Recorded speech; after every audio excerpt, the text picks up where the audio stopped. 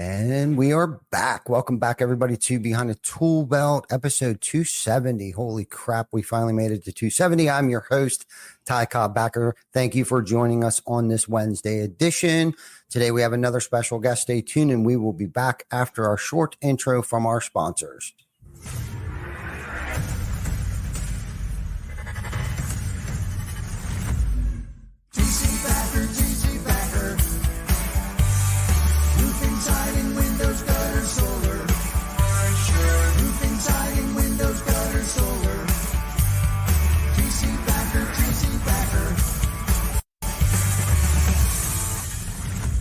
Welcome to Behind the Tool Belt, where the stories are bold, the conversations are real, and the insights come to you live, raw, and uncut.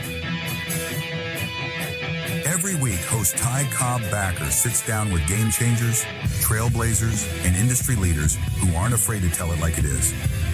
No filters, no scripts, just the truth.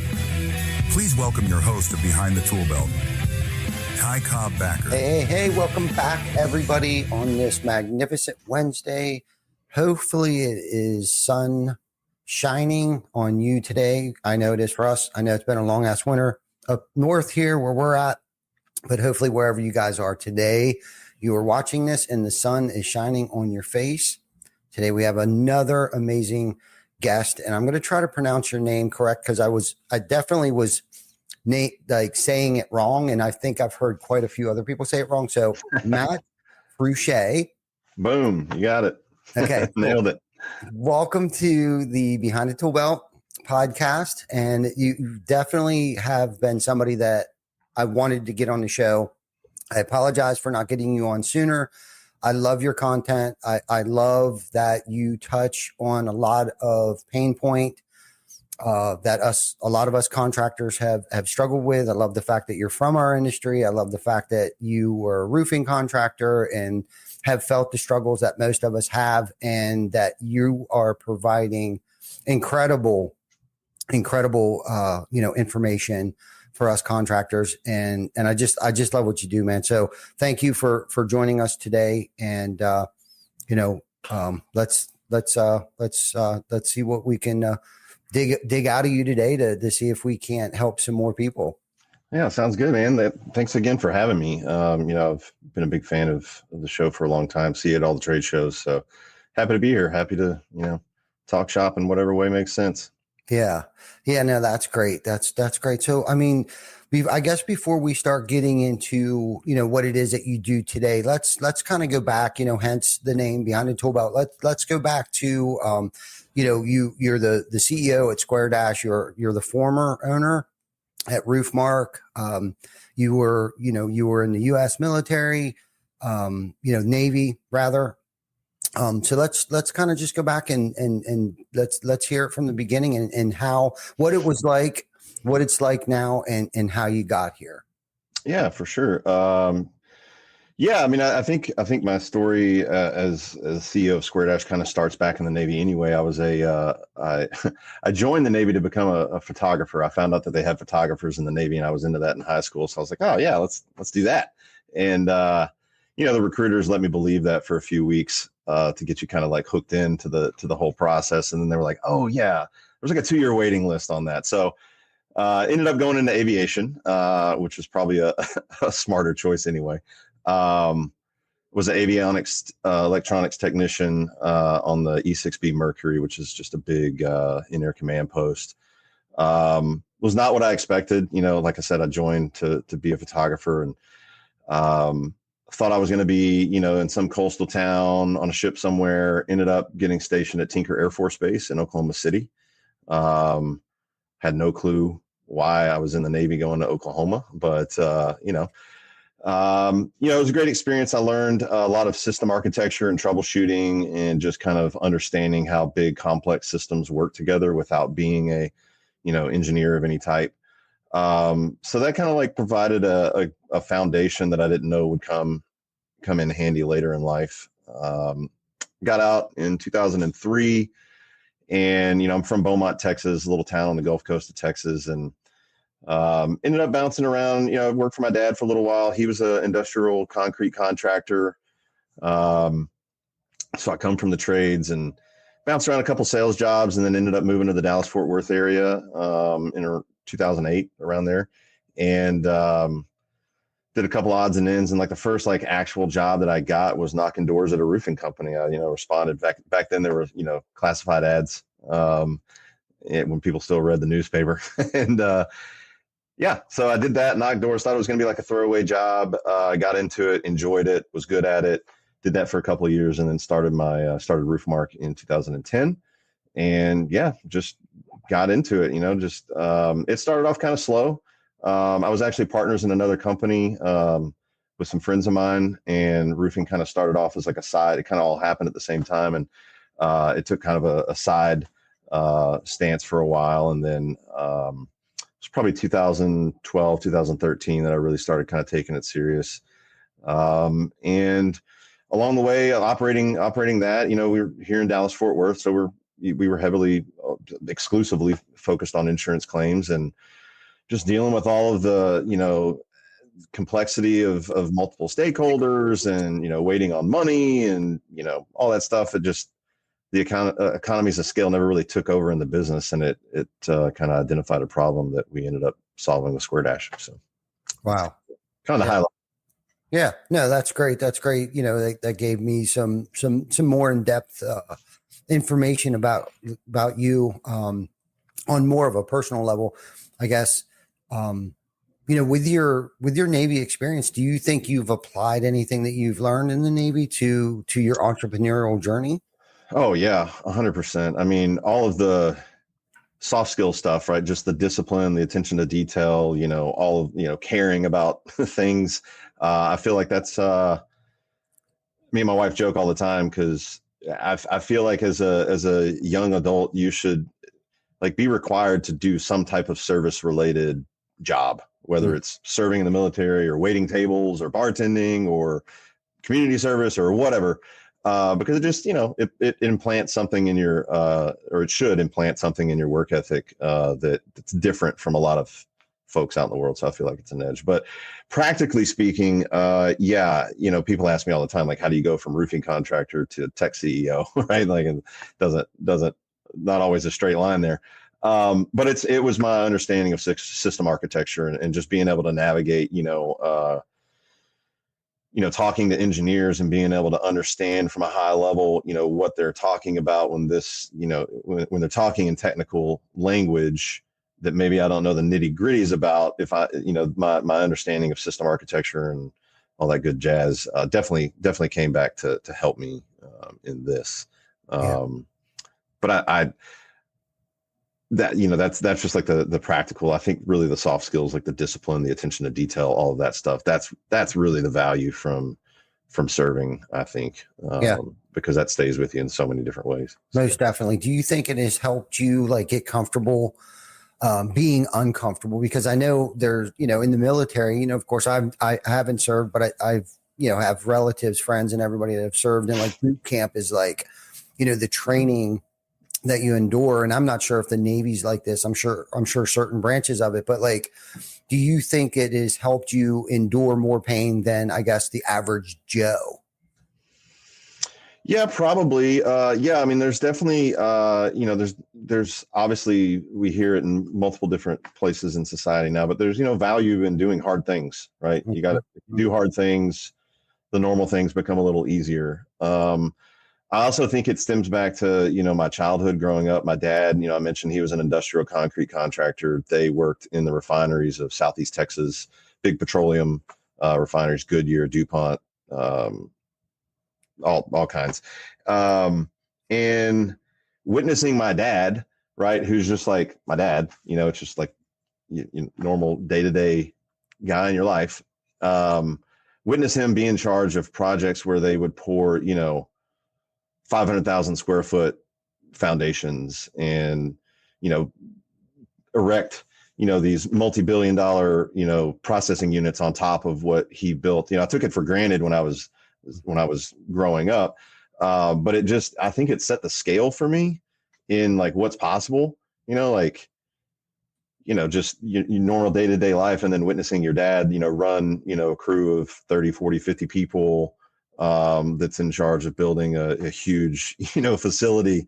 Yeah, I think it shaped my thinking about what's capable and what's possible if you just like stay the course.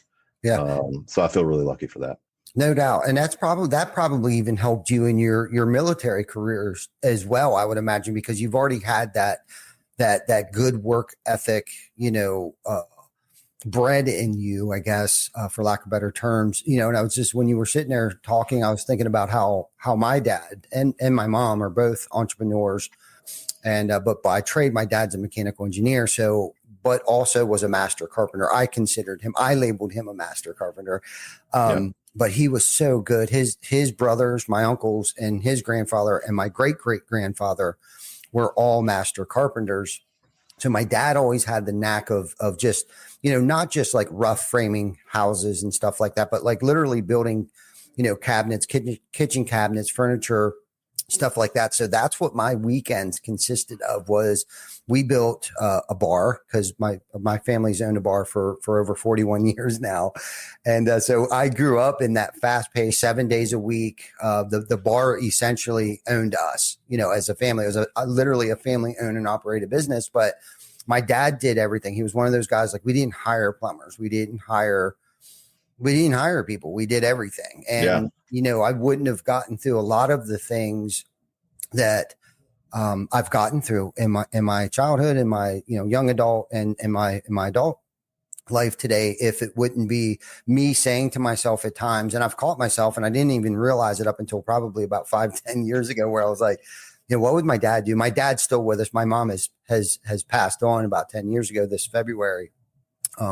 It's been 10 years, but both of them were such good examples to me. And like you said, I didn't realize that. Like, I almost resented my parents because of the amount of work and them not being home, and, things as a child that we just kind of resented. And we worked. That's what we did. People didn't even come over. Our friends didn't come over and spend the night because they would get put to work as well. So every now and then my mom would let me sneak away and kind of spend the night over at a friend's house all weekend, just to kind of have some sort of childhood. Right. Yeah. I know that. I mean, it's a blessing and a curse, right? When you're going through it, it's the curse. When you get to be an adult, it's the blessing, right? And my sisters are, 10, 11 and 13 years older than me, I believe. And so they came up in a different era of my dad. Right. But like, we both got to experience the same thing. My dad was real big on he's still with us too. He's real big on projects and lists. Right. Mm-hmm. So during the summer, before you leave, hey, I got a couple projects for you. I made a list. It's on the bar, right? When you get up, go ahead and get started on that. And it was, always like menial shit. It was like, pick up all the sticks. We lived on a wooded lot, a bunch of pine trees and all kinds of trees and whatnot. And before you can mow the grass, you'd have to pick up all the limbs and, shit that's fell out of the trees. And he was super particular. I mean, we're talking like the back part of it, we'd mow with the brush hog, right? Not even the lawnmower. And I'm like, what? This stuff like pulverizes, but it was always just about like keeping me busy and keeping me focused on things. And he always says, that idle hands are the devil's playground, or idle hands do the devil's work. Right. Yeah. He's always got something going on. He's 76 now. And they when Harvey hit the Gulf Coast, it flooded their house all the way up to the rooftop for the second time. And so they bought 30 acres on top of a hill up in East Texas and moved up to there. And it came with, I think they got 15, 18 head of cattle. And, so he's just got shit to keep him busy now. He built a barn and built a lean-to, and, he had to nurse calves. I'm like, Dad, you're 76, man. Just enjoy it. And he's just not that way. It's just not in him. So same. Our stories are very similar. In many ways, it sounds like my dad was the same way. He'd leave us a list of stuff that, because he traveled a lot. He was actually a mechanical engineer. He worked at Grove Worldwide, and he designed hydraulics, booms for cranes and man lifts and scissor lifts and stuff like that. So he would travel a lot around the country, Europe, Japan, all over the place, wherever these cranes and man lifts and things were. And so he wasn't around a lot, but he always had projects, still has projects, still like he built a cabin in upstate New York. Now he built like a duplex cabin. He calls it Baby Bear, and it's Big Bear Lodge is over here. And on the same piece of property he built, literally, he's out there. He's not doing as much as he used to, but he still has these projects. But this is the thing, whether I think are one of the things that went through my mind is that, good times create weak children. And like, just like the saying goes, hard times create strong men. And I think it sounds like your family has the work ethic that my family came from. And I think my dad, I know for a fact that he just didn't want to give us stuff. Yeah. Right. He knew that we were going to have to earn things once we got out on our own, whatever it was. And he always said, I don't care what you do as long as you're good at it. And where our mantra came from for Behind the Tool Belt came from my great-great-grandfather. And it was, a job worth doing is worth doing right. And we still put that on our stuff, our billboards, on our, side of our trucks and business cards, things like that. But I added to the end of it the first time. So a job worth doing is worth doing right the first time. And like, I don't care if we were building something like the catering kitchen, and I'm up on the scaffolding. Literally, I'm probably 15 years old, up on this pump jacks and stuff with my dad. And I attempted to roll out the Tyvek paper upside down. Like that, I couldn't do it. It was a no-no. And I'm like, no one's ever going to see it. He's like, that's just not the point. Yeah. You know what I mean? And he was teaching me so much like about integrity, because really, if you think about how a roof is built, it's not necessarily the shingles. It's what I call the integral part of the roof is what makes the roof. It's the stuff that you can't see that you did, the preparation that you did that went into building that roof prior to you putting the shingles on is what makes the roof durable for long term. Yes, shingles are water sheds off of the shingles, but ice and water in the valley, step flashing, tape in the step flashing, drip edge, the parts and pieces that homeowners don't see after you install the roof, the integral part of it. And, it was when he was trying to teach me, it's the things when people aren't watching that you're doing that makes you the person that you are. Yep. And whether he knew it or not, or maybe he was very intentional. I never really talked to him about that. And I probably should before it's too late. And cause he's 78 now. And unfortunately I live an hour away from him, but it's just still yet too far away for us to connect as much as I'd like to. But anyhow, let's talk a little bit about, your roofing career. Like I said, I watched a good bit of your content. And I guess, what were some of the lessons, and I consider like the losses lessons. So when I say lessons in this context, I mean, what were some of the lessons that you learned as a roofing contractor? And then of course, let's talk about some of those victories, those wins that outweighed your losses as well. Yeah. Oh man. Whew. An hour's not long enough, but, yeah, I think the biggest thing, I was thinking about this morning. I think the biggest thing I learned, the hard way was, how important it is to let the right people inside your company. Right. And I think it's just a natural, just the way people get into this business, right? It's usually by happenstance, somebody that knows somebody, or you did it with your dad, or you take, but a lot of people just find their way into roofing. I think it's like a running joke in the industry. Like nobody wakes up and they're like, I want to be a roofer when I grow up. Some people do, I don't know, but maybe. Regardless, and so it's very easy to, as you're growing the business and you get to the point where you want to start building a team, it's very easy to just kind of like just draw from the gravitational pull of your circle, right? Your social circles, the people that are closest to your friends, families, uncles, aunts, whatever. And that's really dangerous. It can be really dangerous. And if I had it to do all over again, I probably would have saved like 6 years of pain and torment of having the wrong people at various stages inside the business, all the way from, door knockers all the way to leadership. Right. I mean, it's, hiring is definitely not like, it was a learned skill for me, that I'm still, working on to this day as we build the team out at Square Dash. But yeah, letting the right people in your business is super important, because ultimately it's going to set the tone. It's going to set the culture. It's going to, you're not always going to be around in every scenario and situation and conversation. And you really need to make sure that the people that are responsible for helping you grow the business can be trusted and share the same values and are going to do the right thing when nobody's looking, and not going to open the office up at 11 o'clock on a Saturday night because they have keys to it and they need a place to drink. There's just all kinds of stories I can get into, but I think that's probably at the end of the day, your business is it's the people that are in it, and so I think it starts there. I mean, there's all kinds of other nooks and crannies we can go into, but yeah. No, I 100% agree. If you had to do it all over again, what would you do differently, and what would be probably one of the first hires? Yeah, I would not focus on I call it, I think the term they use these days are like vibe checks, right? Where it's like, can I have a beer with this guy? Can I shoot the shit with this guy? Sure, but like, is this guy better at me than running production? Right? Is this guy better than me at bringing insane amounts of energy out into the field with our sales team? Is this person better than me at doing the accounting and the bookkeeping and keeping all the clerical stuff in order? Right? Like there was a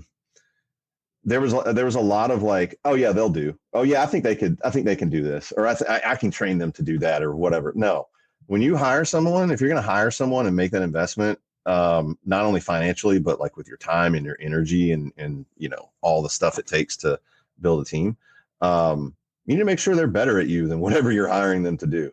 And I think that's, especially in our industry, it's got a lot of machismo and ego. It's what makes people great at selling roofs, which is ultimately what probably leads to most people starting their companies, is being a great salesperson. It can be hard to get your ego out of the way sometimes and want to be like the best at whatever it is and be like, yeah, I'm going to run production. I'm not going to hand that over quite yet. Right. And I think once you make the decision to start hiring people, you really need to like lean into like, no, I need to find people that are like at least 2x better than me at whatever it is I'm going to hire them to do, and take your time finding them. Yeah. Because you can get in a hurry to grow and you can get in a hurry to do all the things you want to do, but slowing down, the saying, hire slow, fire fast. Mm-hmm. It's for a reason, right? You should take your time, find the right people. And if they're not aligning and not performing and not measuring up to whatever it is you measure, you got them loose. And that's much easier to do when it's not your friend or your cousin or your uncle's brother or whatever, So yeah. No, I'm guilty of holding on to people too long and hiring the wrong people, probably for the wrong reasons. And I think a lot of it does play into ego or pride, fear. A lot of it's fear. All of it stemmed from fear, right? Of hiring somebody that might be smarter than me and not knowing how to delegate necessarily. Like once you start hiring these people, but letting them actually do their job was something else that I struggled with. And today, where I'm at today, it's like, I understand when we hire, it's hiring to raise the company's IQ, right? Mm-hmm. Like not that there isn't things that, we don't have to, we'll have to train on, but like you said, are they a better production manager? Are they more organized than I am? Do they have a financial background? Do they, what is the experience that they're actually bringing to the table? And I used to think that I used to have to sell people, to come work here. And, that's, and that was okay. But, today it's kind of like they have to sell us on why they should come work here, because we have created such, and I say we, and I emphasize we, because this is no longer about me, and it hasn't been for a long time. It's like you said, it's the company, it's the people that are making this company today. They're our brand, they're our culture, they're our marketing, there are people that they're the face of the company today. And I know I do this podcast every week, but they gave me the confidence to be able to put us out there, because not only am I putting myself out there, I'm putting the entire company out there. Yeah. But it's because of the confidence that I've gained in the team that we've developed around here.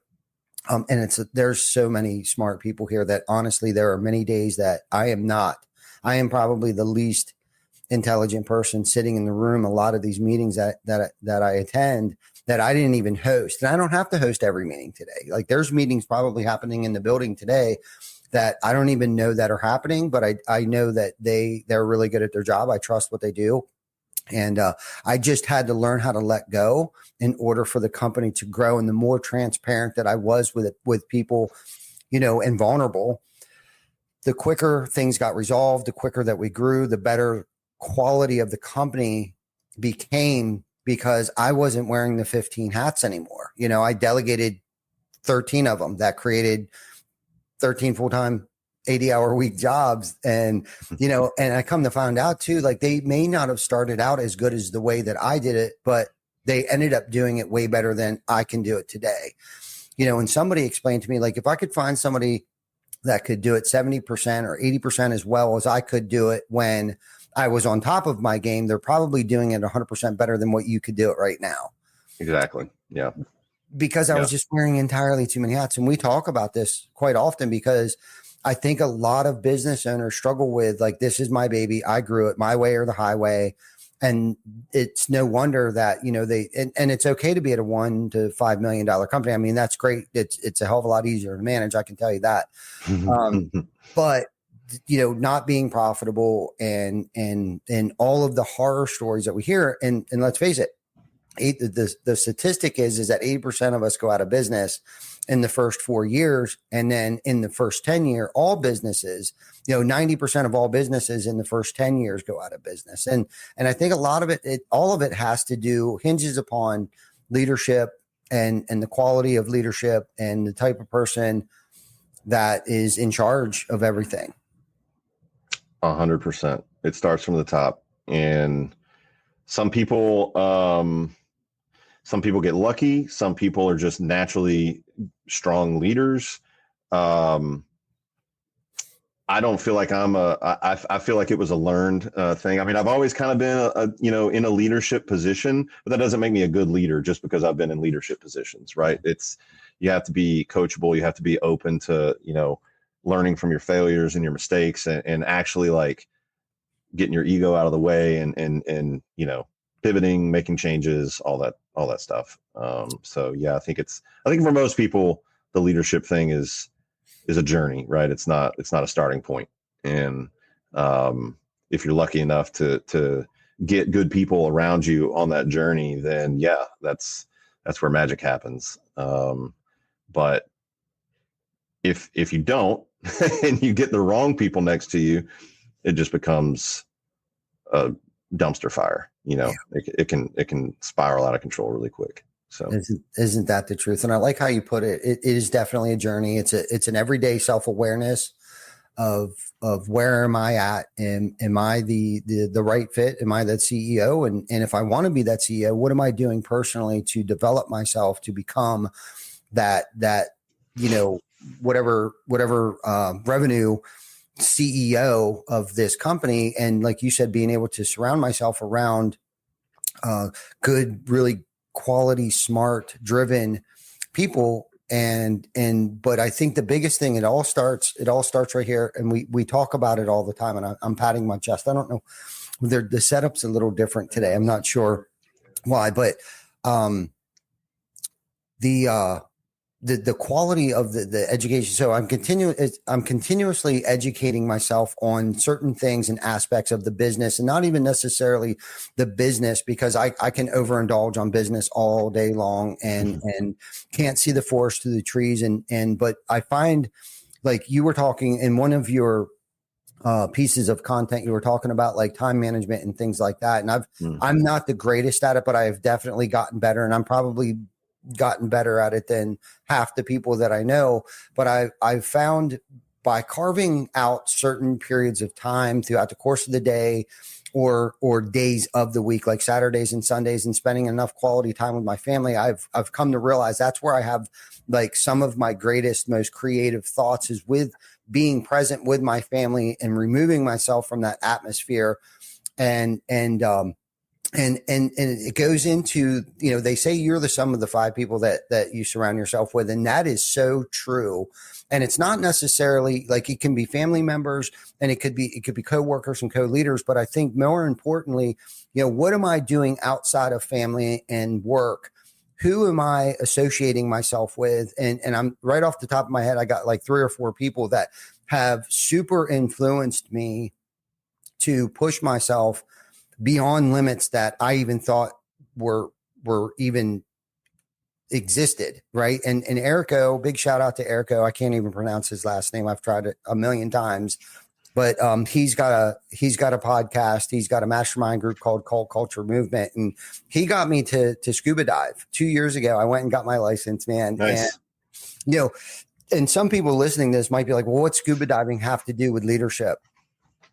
Bro, listen, I laid in bed. I almost did not complete the training that is required. And one night I went the first night to this training. It was, in a pool, and I got all this equipment on, and I'm trying to learn how to breathe underwater only through my mouth. And I've been taught my whole entire life, in through your nose, out through your mouth. Well, this completely contradicts all of that. And so I got home after my first little training, and I'm laying in bed. I'm like, I'm not going back tomorrow. There's no way. Like, I can't do this. And then I started thinking, like, what would my team think of me, or my family, my children think of me if I didn't complete this? What kind of husband, man, leader, if I didn't push myself, like, and I'm the guy, like, hey, get comfortable with being uncomfortable, right? I'm completely going against everything that I preach on a daily basis and set people up to put them in uncomfortable positions to make them better people. And I'm the guy I'm going to coward out on going back to just this simple training in a 6-foot pool, right? 6-foot deep pool that I can simply run up to the top and do that. But long story short, I got through that. I talked myself through it, did all of that, but yet still called Eric and made up an excuse why I can't go. I'm like, I can't go. I can't do it. I got 100 things that I got to take care of. And he said a few choice words to me. I can imagine. Hung up. Yeah, I hung up, and I called him back literally like 3 minutes later, because Jana was like, you are not going through all that shit that you just put yourself through and not going to Cayman Islands to go scuba diving.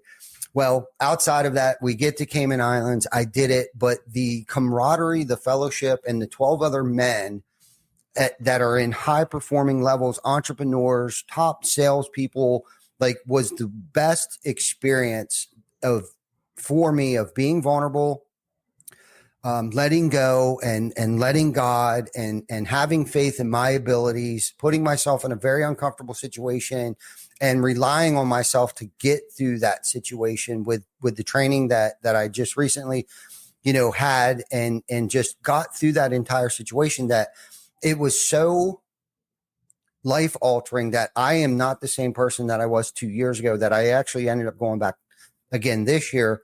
But I know it has changed my mindset.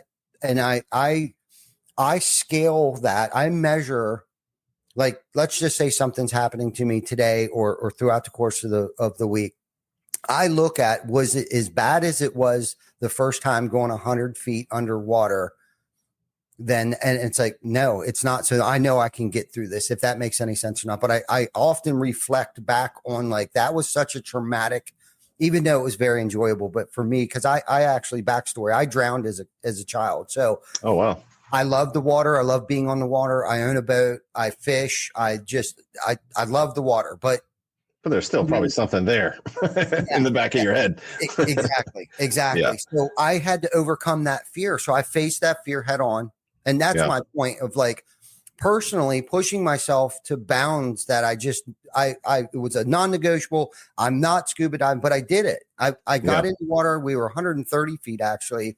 Yeah. I saw a turtle. Like, this turtle had to be like 300 years old, like, came up to me and let me pet its head. And I was like, okay, all right, this is why I'm here. Like, just chill out, shut everything else off, and be where your feet are. And I've been on this be where your feet are kick probably since that day 2 years ago. I've been on this thing. I've been more intentional with my family.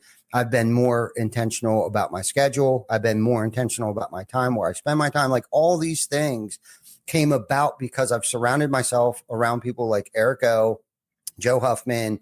I'm trying to think who else was there. Tim Brown was there on the first trip. Vic came with us this year.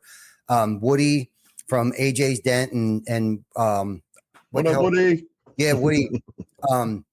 and not to continue to keep talking about this, but it's like those personal development things that have made me who I am today, and a better father, a better husband, a better leader in general, because I don't think I know it all. And I think the biggest part of this, I guess, the wrap this up real quick, is to remain teachable and open-minded. Yeah, I mean, if you can still go into situations where things aren't going right and question yourself, am I the problem? I think you're on the right track, right? Like, is this something to do with me? Because if like I can't stand those people that are always projecting, like it's always someone else's fault. They're always a victim. It's always happening to them. It's like, dude, no, it's not. Like, you have it. It may not be your fault, but you have a piece. You have you're involved in this, and what are you doing that might change the outcome? Are you doing something that could change the outcome if you changed it? So yeah, I think having that self-awareness, pushing yourself, that's kind of what I got out of your story, is like, by pushing yourself and getting comfortable with being uncomfortable, you open up new levels in your mind. You open up new bandwidth, right? You're like, oh, like I went through a similar situation. Obviously boot camp was its own thing. And, at the end of it, you got they call it battle stations in the Navy. It's the Crucible in the Marines, but it's like a 18-hour gauntlet that you have to run. And it's like really hard. And by the end of it, everybody's crying and you're just like, yeah, we did it, So there was that. But then probably more impactful in my life was a trip. I got a group of buddies down in Houston, where I'm kind of from. They used to go on backpacking trips, and I went on one with them to Sequoia National Forest out in California. And I was completely unprepared for this trip. Like, my buddies had gone on several of these, and they were like, yeah, it's like day hikes, and then we camp at night, and it's going to be great. And I'm like, okay, yeah, day hikes, whatever. So I get all the gear and all the pack and everything. You got a 40-pound pack on.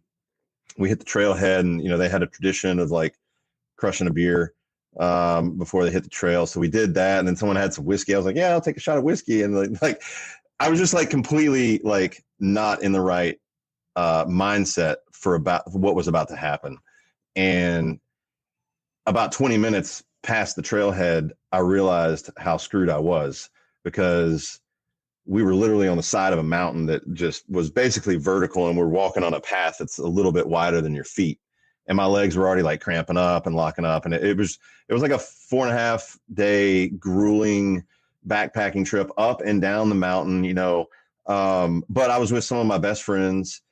It was super. By the end of it, my knees were like completely blown out. We were coming down the mountain. Coming down the mountain is actually harder than going up the mountain on your knees, because they're, absorbing all the shock of every step that you take. And, dude, it was probably one of the hardest things that I ever like had to do and get through. And, it's a really like, luckily I was with people, but like, if you go out there by yourself, you're screwed. And so anyway, I got through that, but it changed me. Like, it changed the way I think about things. It changed the way I think about myself, what I'm capable of, what it feels like to be in extreme pain, like excruciating, like level 12 pain. But then having the end on the other side of it and finishing, like do hard shit. It's helpful. It may not be fun in the moment, but it's helpful. It definitely is. And some that might be listening, but I think the majority of people that are listening to this podcast can really relate to what we're talking about. And that's just like, do hard stuff, to be epic, right? Yeah. And it's the same in business, right? Like, we've done it for my backstory. It's like, the pain that and most of it self-inflicted pain that I've endured over the years. I know I've proven to myself time and time again that there's nothing that I can't accomplish, especially with the team of co-leaders and co-workers that we have around us today, and my wife, and my children. My children grew up in this business with us. I mean, we were tarping roofs together. I mean, my 3-year-old was playing in the front yard of this house that's a little south from here. My 16-year-old was there, my 17-year-old was there, my wife was there. We're up on the roof, and but I think by also leading by example, for those that are around us, it's attraction rather than promotion, I think. But I think hopefully we can inspire somebody to get off the couch, put themselves in an uncomfortable, healthy situation, whether it's working out or, whatever the case might be. And I work out. Fortunately, I got back into working out about a year or so ago. And, that's what I say to myself too. It's just like just one more. That one more is going to, I do one more, and just continuously trying to push myself to be a better human being. So I'm here on this earth as long as I possibly can be. I got 3 grandchildren today, but unless there's something else that you want to talk about on that topic, I want to talk about Square Dash a little bit and how that came about. So if that goes into your roofing business a little bit, that's fine. But let's talk about the evolution or the birth of Square Dash. Yeah, for sure. Just one final point on what you were talking about doing hard stuff. I think to tie that into like roofing, right, in business. My first commercial job, I was scared to death to do it. Like I didn't know what I was doing. I was just like, I'd been in the business long enough to like, I knew my bearings. It wasn't like right out the gate, but, and we had hiccups, we had issues, we had the DPS come and tell us we needed a permit to put the, telehandler out in the street and block traffic, so there was some lessons learned, but, we got through it and the customer was happy. And that just opened up, it paved the way in my brain of like, yeah, like we can do whatever we need to do. We just got to figure it out. You just got to go figure it out. I think most people in this space are of that DNA, right? They just go get it done. So anyway, but yeah, Square Dash. Square Dash, it started as an internal CRM tool in our project, I should say, in my roofing company. This was probably back in 2017 is when we started working on it. And, at the time there was no AI, there was no, none of this stuff that we have now. Right. And so, my co-founder, his name's Jeremy Dick. He worked with me in my roofing company. To this day, probably the smartest guy I've ever met. And we started tinkering. He had ideas, I had ideas. He had about as long in the business as I did. And we kind of,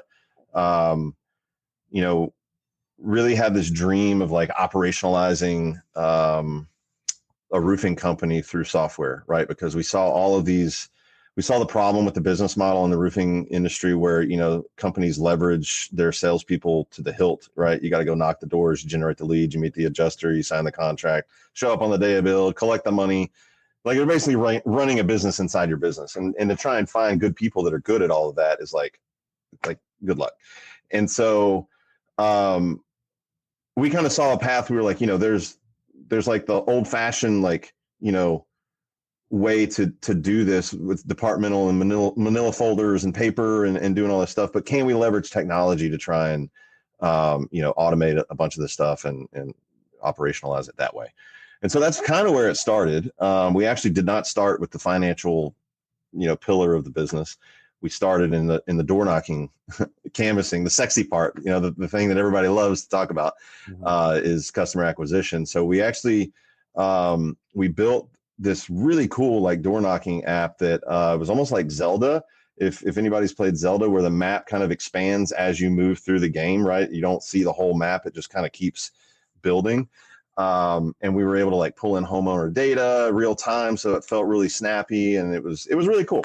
But we built that on like a low code, no code platform.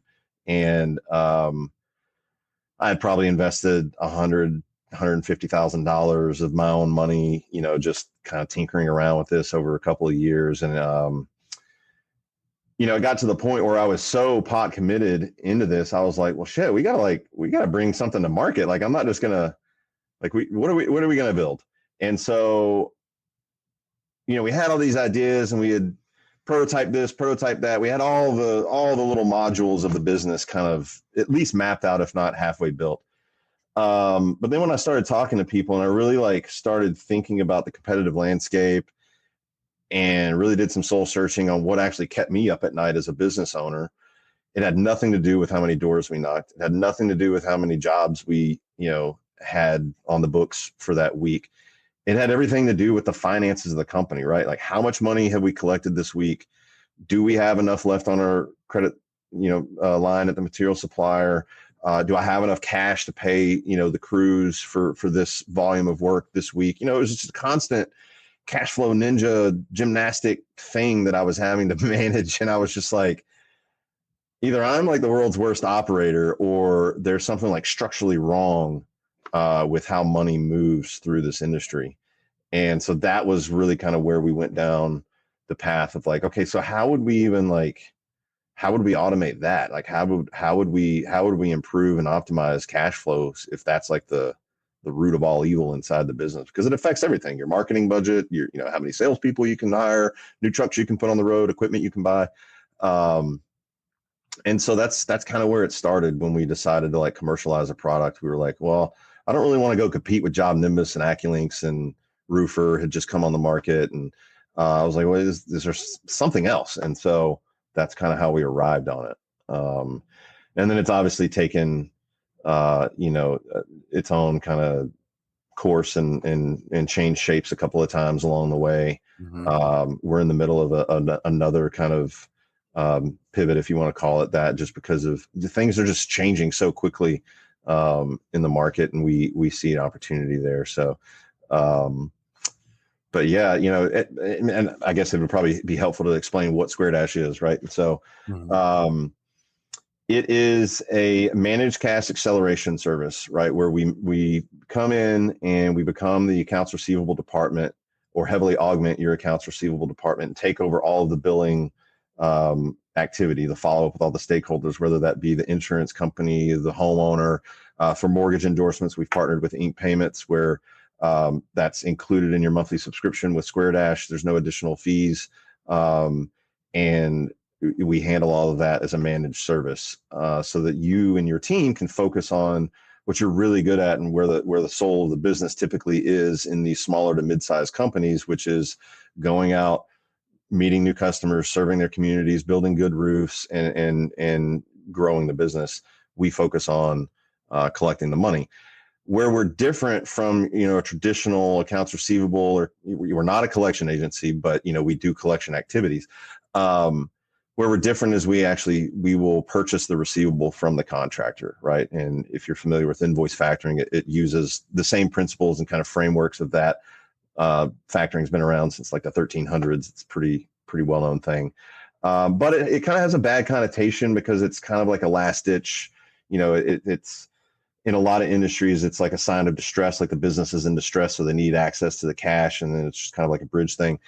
What we wanted to do is really operationalize and like really kind of fit the use of accelerated cash into every job, right? Into the workflow of the business. And so we've kind of built the product to try and accomplish that. And it's that kind of 1-2 combination that makes it different from anything that I'm aware of out in the market.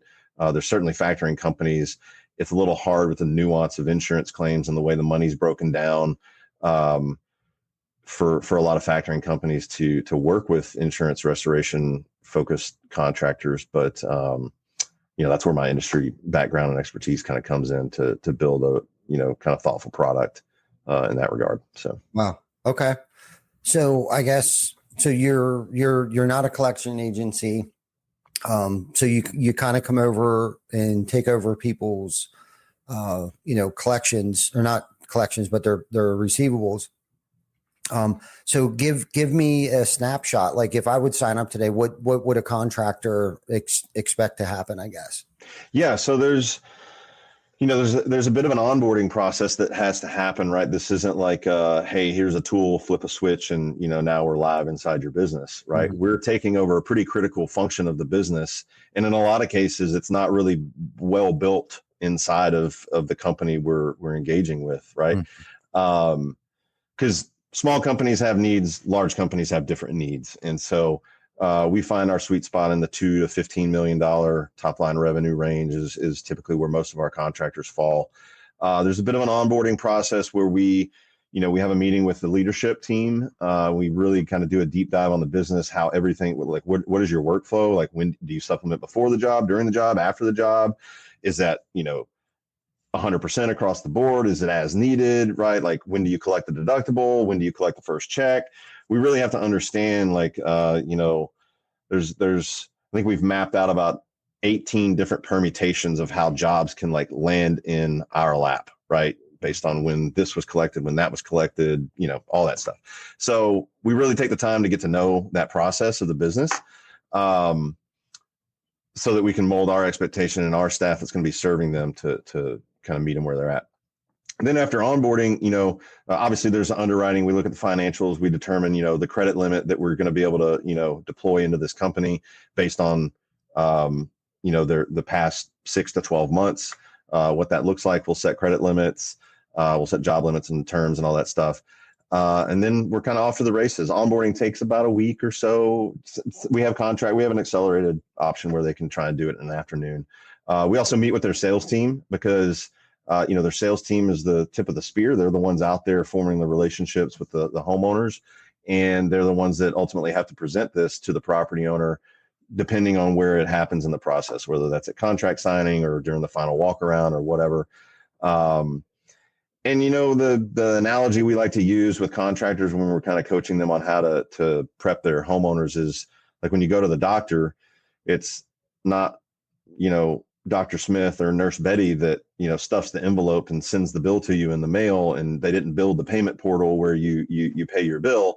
They're focused on delivering, providing the service that they provide, and they partner with a billing partner to deal with the insurance carrier and get all the billing codes and all that crap set up and do all the billing. And that's kind of how we position ourselves. And it makes perfect sense to homeowners when, it's explained like that. And so there's a bit of a handoff, like a welcome call with the homeowner to let us know who it is. There's marketing collateral we give them to help explain that. And then we just kind of take over from there. And it's up to the contractor. Most contractors use our claim funding solution on the depreciation check. They kind of have their front end processes intact, and their cash conversion cycle hasn't really started until they complete the work anyway. So they don't want to mess up anything there. We have other contractors that are like, yeah, I want you to collect everything. I don't want my salespeople touching any money, right? And so we get brought in a lot earlier into the fold with those types of customers. But for the majority of it, it's on the back end. So okay. Now I think I heard you actually offer financing, like you give the contractor capital to yeah. So we get confused for a finance company, and we get confused for a collection agency, right? Mm-hmm. And so it's again, speaking in analogies or metaphors, imagine you wanted to sell me a truck, right? You live in Pennsylvania, I live in Texas. We both agree the Blue Book value is $10,000 on it, except I offer you $9,500. I say, hey, look, I'm going to buy the truck for $9,500. I'll give you $8,500 right now. When you deliver the truck to Texas, I'll give you the other $1,000 and you're made whole at $9,500. I didn't charge you interest. I didn't charge a fee. I didn't do anything. I bought an asset from you at a discount, right? Mm-hmm. At 5% less. That's the same thing, except we're buying your receivable, your contract with that homeowner. That needs to be an approved insurance claims. That's an important distinction. But we're buying that receivable. We're buying that asset from you at a discount. We're giving you 85 cents on the dollar upfront of whatever portion of that we're buying, whether it's ACV, depreciation, the whole thing. You're only paying the discount on what you're selling to us.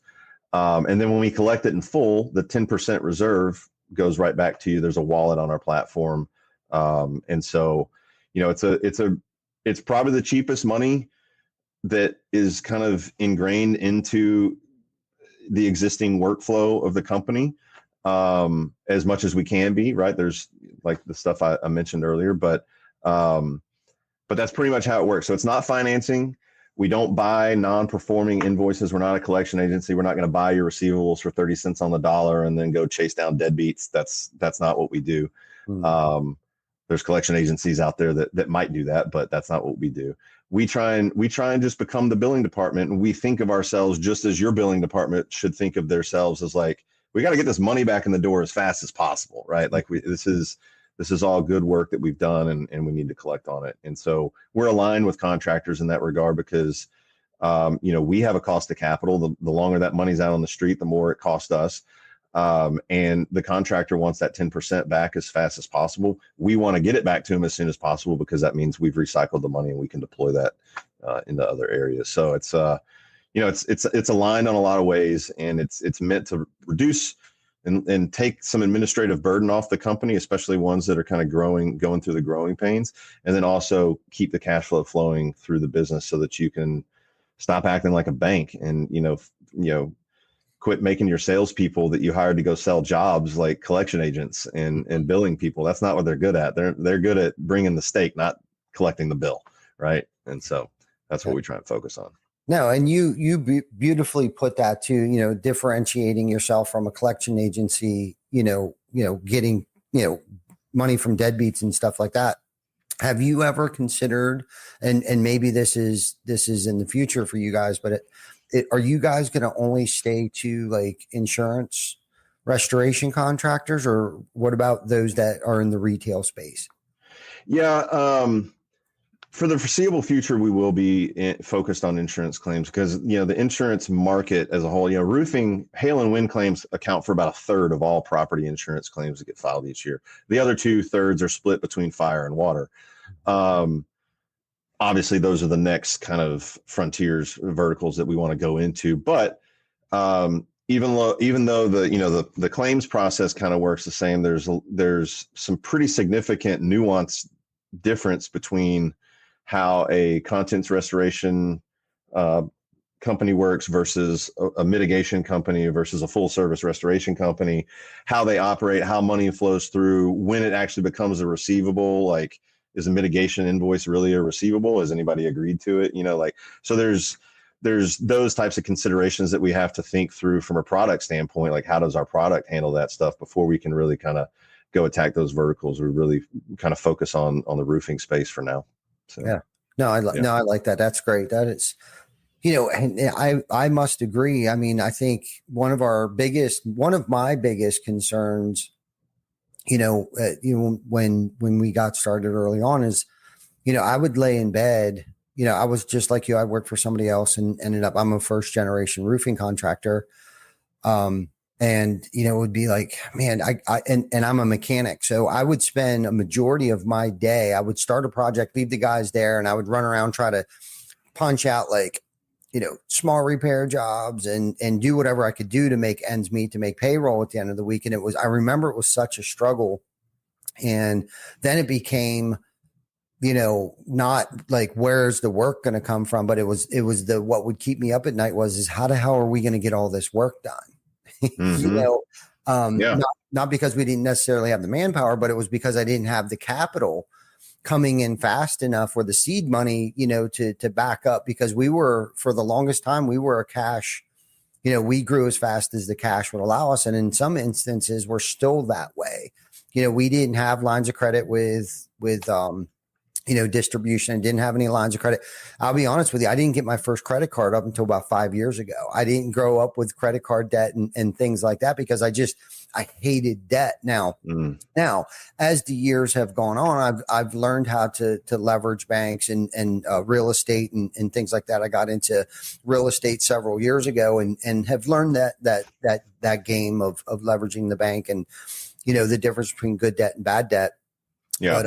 But I love that because, like you said, I think you've really found your niche, because I know you were talking earlier about like trying to navigate like what I didn't want to compete against, a CRM company. I didn't want to, go down that rabbit hole, but like you kind of settled into probably one of the biggest pain points that really any business, especially roofing contractors, face, man, on a day-to-day basis. It's pretty cool. And, and I think through your experiences and stuff, I think you've identified, the biggest pain point. And of course, any successful business, which, you've created here is finding solutions to people's problems, man. And I think you've really tapped into something that's pretty badass, and quite honestly, I'm a little envious because, it's so dope, what it is that you're doing and how many people,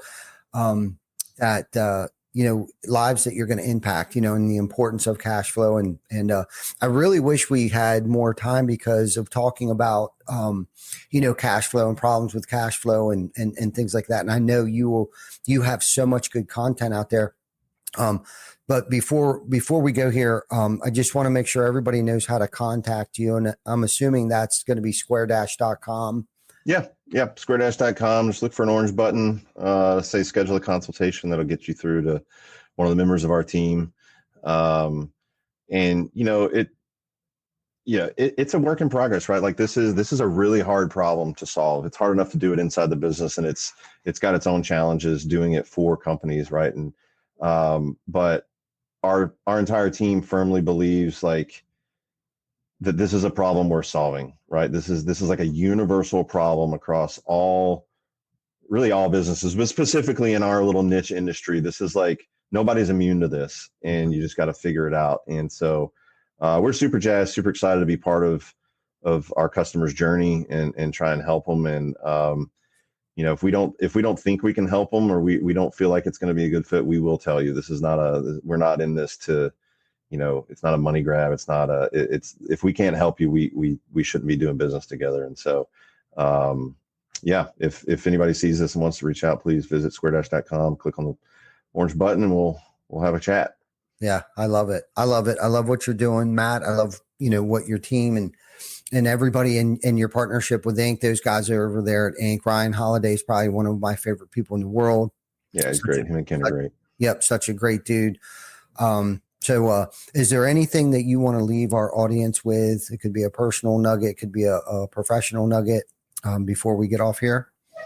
I think we covered a lot of ground. I think, do hard things and do the right thing, and, you'll be just fine in life and in business. So love that. I freaking love that. So thank you so much for coming on the show. I definitely want to connect with you offline here at some point in time, and you're just a good dude. And I love what you're doing. And not that I want to be a part of it, but I more so would like you to be one of the sum of 5 people maybe that I can be, but thank you guys for tuning in today. Next week, I believe, I just lost my train of thought, but we will have a guest next week. There'll be somebody there. It'll be somebody. So don't forget to tune in. I'm not sure if I might be out of town next week, so who knows where we're going to be streaming live from next week.